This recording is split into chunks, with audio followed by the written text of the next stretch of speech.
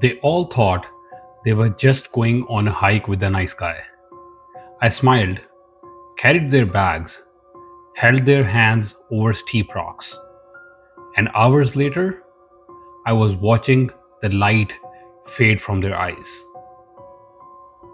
Before I tell you the entire never before heard confession, make sure you subscribe to the channel because here we take you deep inside the minds of real monsters.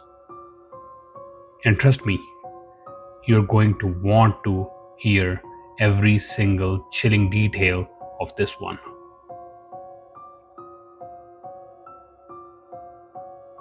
My name is Aaron Blake, and for 7 years, I killed women, 5 of them that I'll admit today.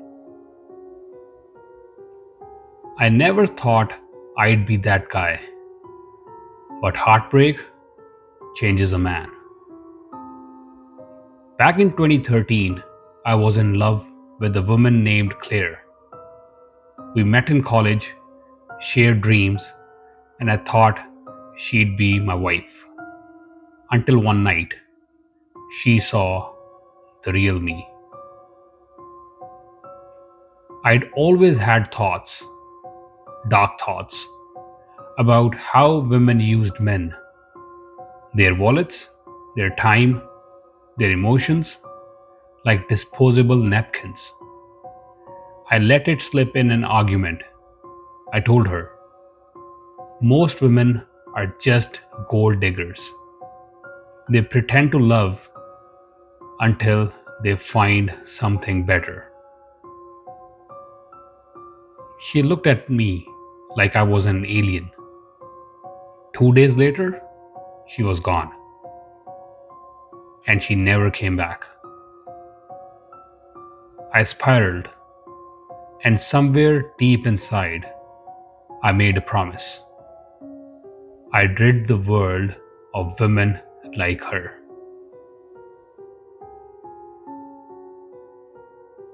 Emily was 27, a nurse. I met her on a dating app. I knew how to play the role. Well dressed, polite, and most importantly, I listened. We messaged for a week before I suggested a Saturday morning hike. I picked her up at 8 a.m. sharp. She wore light blue leggings, white jacket, and a smile that made strangers want to smile back. The trail was 40 minutes outside the city. I parked in the same gravel lot I always used later. We stopped halfway at the rocky ledge with a view. I poured her coffee from my thermos. That coffee wasn't just coffee. I'd crushed a sedative into her cup. Something to make her drowsy, but not enough to knock her out instantly. By the time we reached a narrow bend along the cliffside, she was slower, her balance off. That's when I slipped behind her, my hands on her back. One push. The silence after the thud is something I'll never forget. You might think I felt guilt, remorse. No, I felt relief.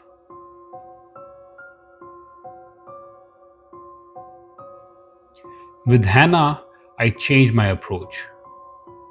She was 31, a corporate lawyer, sharp, too sharp fall for cheap flattery. So I used money. I rented a high-end SUV, wore a designer jacket, even hinted that I owned property near the trail. She laughed, told me she didn't date for money. I knew she was lying. We hiked a new trail, more secluded. I parked the SUV outside of sight from the main road. Halfway through, we sat by a creek. I handed her a bottle of special flavored water I'd brought, this time laced with a stronger sedative. When she stumbled and fell to her knees, I pulled a nylon cord from my pocket. She fought hard, but I was stronger. I held until she stopped moving. I placed her body under a pile of wet leaves near the creek bank. She wasn't found for 3 weeks. Sarah was 22, a college student. This one was too easy. She loved nature, photography, so I offered to show her hidden spots in the mountains. She was excited, trusting. I made her hot chocolate in a travel mug, laced with the same powder. But this time, I did not wait for the trail. We reached an abandoned cabin deep in the woods. Something I'd found months earlier. Inside, I locked the door. She asked why. I told her it was for privacy. I strangled her with my bare hands while she begged. I did not rush. I wanted to see the life leave her eyes. I left her on the cabin floor. Animals took care of the rest before she was found. By now, I knew I was unstoppable. Each woman was just another lesson for the world.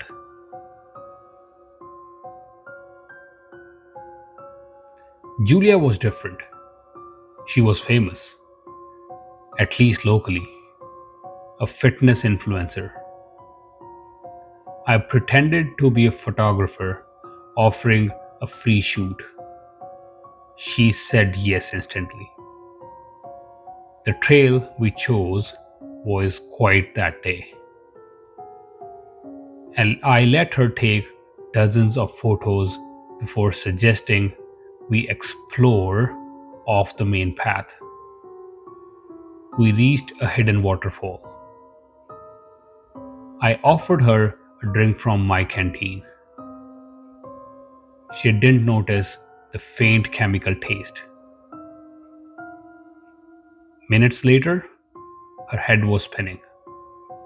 She said she felt dizzy.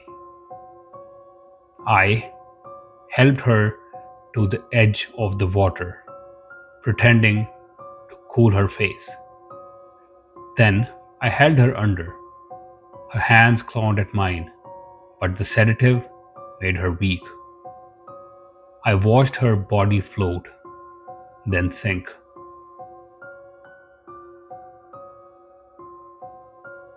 Rachel was almost my undoing. We met through mutual friends. She was bubbly, sweet, and actually, I liked her. But my rule was absolute. If I saw even a hint of gold digger in her, she had to go. She joked about me having money after seeing my car. That was enough. The hike was perfect. Overcast skies, no witnesses. I did not drug her. I wanted her to feel it. On a narrow ridge, I told her I had something to show her. When she leaned forward, I shoved her hard. She screamed all the way down. But someone heard. A camper nearby saw me leaving in a hurry. It took a year, but police found enough to arrest me.